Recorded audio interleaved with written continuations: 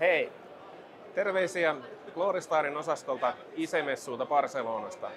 ISE-messut on maailman suurin AV-tapahtuma ja totta kai Glorystar ja Finsat on silloin täällä. Tällä kertaa esittelen teille Staros kioskiohjelmiston, joka tulee kaikkien Glorystar-tablettien mukana ilmaiseksi, mutta myös Nebula-sarjan tabletit, joita meillä käytetään paljon erilaisiin automaatiotarpeisiin.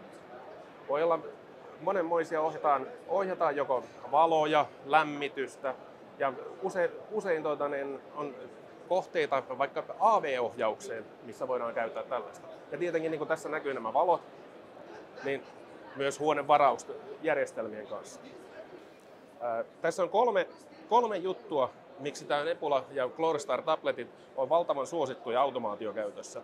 Ensinnäkin liitännät. Täältä löytyy ihan oikea Ethernet, erilaisia USB-liittimiä. Tähän voidaan kytkeä tällainen RFID-lukija, jolloin saadaan esimerkiksi tällainen työajanseuranta päätelaite hyvin helposti.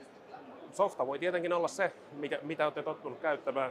Lukija lukee käytännössä lähestulkoon kaikki RFID-täkit.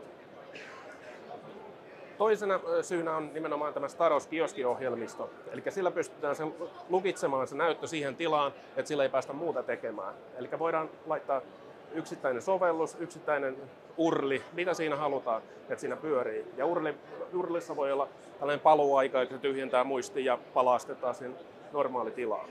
Kolmantena täältä löytyy Star Control etähallinta, jolla voidaan sitten hallita tietysti eri puolella olevia asennuksia, että nähdään tietenkin nyt laitteiden tila ja sitten voidaan etähallita niitä tarpeen mukaan. Tässä on 3 syytä, minkä takia Nebula on kaiken sortin automaatiojärjestelmien sydän.